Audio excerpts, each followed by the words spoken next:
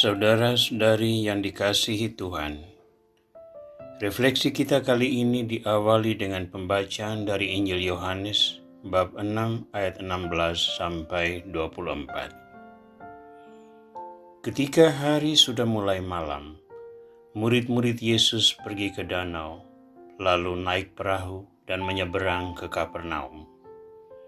Ketika hari sudah gelap, Yesus belum juga datang mendapatkan mereka, sedang laut bergelora karena angin kencang. Sesudah mereka mendayung kira-kira 2-3 mil jauhnya, mereka melihat Yesus berjalan di atas air mendekati perahu itu. Maka ketakutanlah mereka. Tetapi ia berkata kepada mereka, "Aku ini, jangan takut."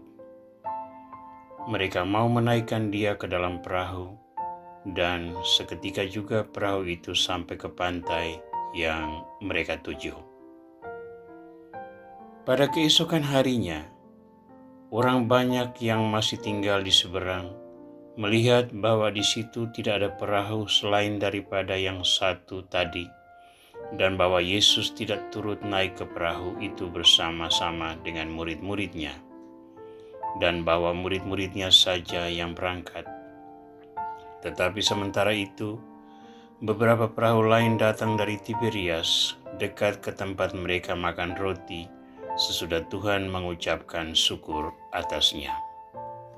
Ketika orang banyak melihat bahwa Yesus tidak ada di situ, dan murid-muridnya juga tidak, mereka naik ke perahu-perahu itu, lalu berangkat ke Kapernaum untuk mencari Yesus. Tuhan Yesus Kristus, Engkau telah menunjukkan kuasa-Mu dengan melakukan mujizat perbanyakan roti dan berjalan di atas air. Kuasa-Mu yang besar telah membawa kami kepada pengenalan akan diri-Mu sebagai pribadi yang menjalankan karya keselamatan. Doronglah kami untuk menghargai karya besar-Mu itu dengan melakukan pembaharuan atas cara hidup kami yang salah, sehingga kami boleh menjadi murid-Mu yang baru dengan pola hidup yang semakin sesuai dengan kehendak-Mu. Jadikanlah hidup kami pujian bagi keagungan nama-Mu, kini dan sepanjang masa. Amin. Saudara, orang-orang yang mengalami mujizat perbanyakan roti bermaksud membawa Yesus dan menjadikannya raja. Yesus mengetahui niat mereka tersebut, maka ia menyingkir ke atas gunung seorang diri. Para murid yang diliputi oleh sukacita memutuskan untuk pulang ke Kapernaum dengan menggunakan perahu yang tersedia. Dalam perjalanan itu, mereka dilanda kecemasan karena angin kencang dan danau mulai bergelora. Dalam kecemasan itu, sekali lagi Kristus hadir sebagai penyelamat. Ia meredakan badai di danau, lalu menghantar para murid mencapai daratan yang mereka tuju. Saya percaya semua itu makin meneguhkan iman para murid. Berbeda halnya dengan khalayak ramai yang menikmati mujizat perbanyakan roti.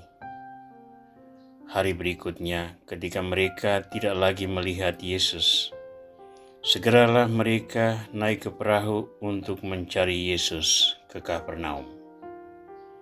Secara sederhana dapat kita katakan bahwa mereka betul-betul ingin mengambil bagian dalam belas kasih Tuhan tersebut.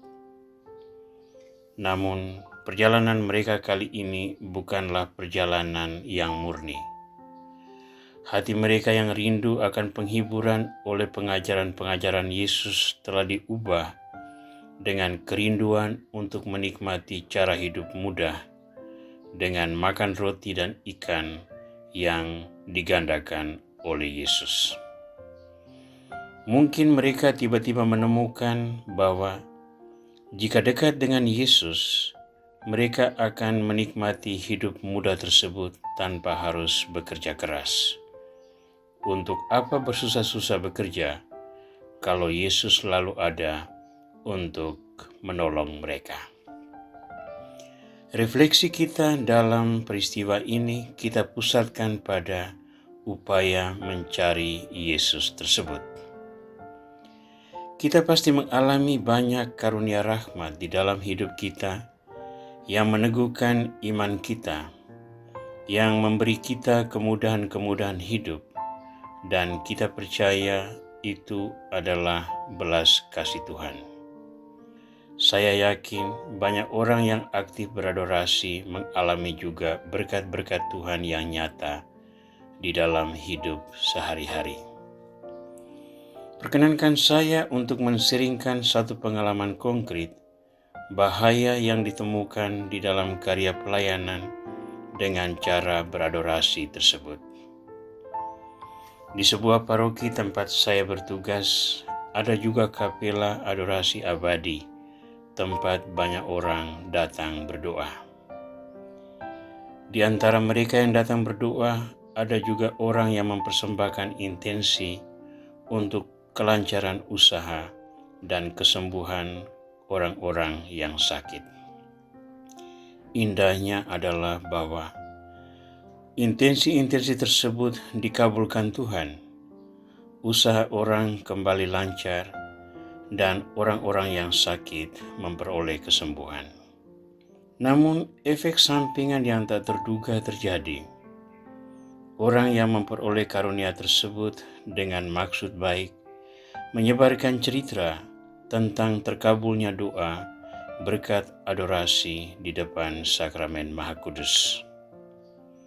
Maka dalam waktu singkat, begitu banyak orang yang datang berdoa di depan sakramen Maha Kudus.